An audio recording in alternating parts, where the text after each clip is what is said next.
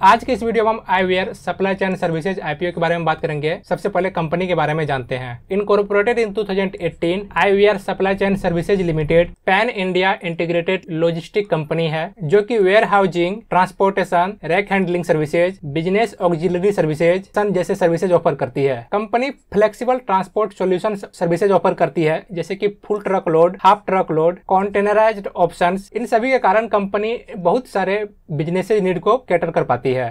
Company अपना services India के बहुत सारे स्टेट में ऑफर करती है जैसे कि गुजरात, वेस्ट बंगाल, उत्तर प्रदेश, राजस्थान, पंजाब, हरियाणा, दिल्ली। कंपनी मुख्य रूप से एफएमसीजी, फार्मास्यूटिकल्स, रिटेल और ई कॉमर्स इंडस्ट्रीज पर फोकस करती है। IVR supply chain services annually 100 से ज्यादा बीसीएन और लगभग 2,20,000 metric ton goods annually transport करती है। कंपनी के एक्सटेंसिव रोड फ्लीट की बात करें तो कंपनी के पास 500 से ज्यादा कंपनी ओन्ड ट्रक्स हैं। इसके अलावा 10,000 से ज्यादा व्हीकल्स पार्टनरशिप के थ्रू एक्सेस है। IVR supply chain services IPO एक एनएसी एसएमई आईपीओ है जिसमें कंपनी 27 करोड़ 13 लाख रुपए मार्केट से रेज करेगी। यह आईपीओ पूरा का पूरा फ्रेश इश्यू है, मतलब रेज किया गया सभी फंड कंपनी में ही इन्वेस्ट होगा। रिटेल के लिए 50% पोर्शन और अदर्स के लिए 50% पोर्शन रिजर्व है। कैफिन टेक्नोलॉजी लिमिटेड इस आईपीओ के रजिस्ट्रार है और गेट 5 एडवाइजरी प्राइवेट लिमिटेड इस आईपीओ के लीड मैनेजर हैं। ये सभी कंपनी के प्रमोटर्स हैं। आईपीओ इश्यू से पहले प्रमोटर का होल्डिंग 100% था और आईपीओ इश्यू के बाद प्रमोटर का होल्डिंग इस कंपनी में 73.35% रह जाएगा। मतलब मेजोरिटी ऑफ शेयर होल्डिंग फिर भी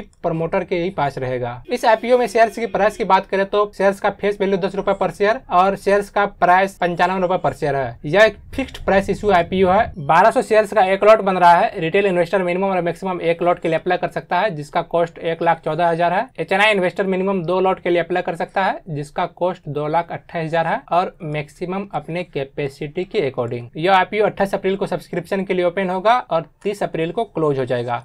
बेसिस ऑफ अलॉटमेंट 2 मई को डिसाइड होगा। 5 मई को इनिशिएशन ऑफ रिफंड शुरू होगा और 5 मई को ही शेयर्स डीमैट अकाउंट में क्रेडिट कर दिया जाएगा और फाइनली 6 मई को शेयर्स एनएसई एसएमई पर लिस्ट हो जाएगा। कंपनी के फाइनेंशियल्स की बात करें तो फाइनेंशियल ईयर 23 में कंपनी का रेवेन्यू 43 करोड़ 72 लाख था जो कि फाइनेंशियल ईयर 24 में 34% से बढ़कर 58 करोड़ 76 लाख पर पहुंच गया और फाइनेंशियल ईयर 25 में 46% से बढ़कर 86 करोड़ 10 लाख पर पहुंच गया।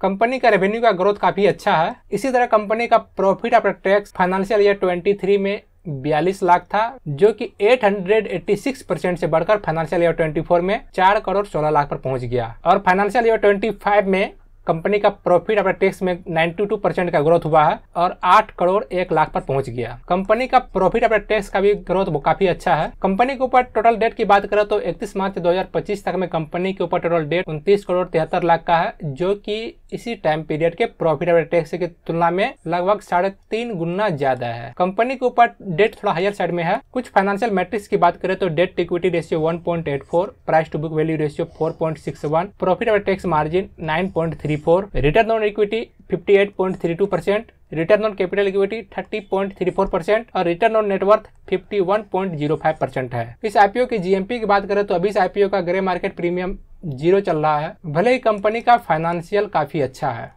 अब देखना यह है कि 28 अप्रैल को जब ये आईपीओ सब्सक्रिप्शन के लिए ओपन होगा तब इस आईपीओ का ग्रे मार्केट प्रीमियम कैसा रहता है। इस आईपीओ का डेली का ग्रे मार्केट प्रीमियम ट्रैक करने के लिए लिंक नीचे डिस्क्रिप्शन में दिया गया है। आप वहां से इस आईपीओ और आने वाले सभी आईपीओ का जीएमपी आसानी से ट्रैक कर सकते हैं।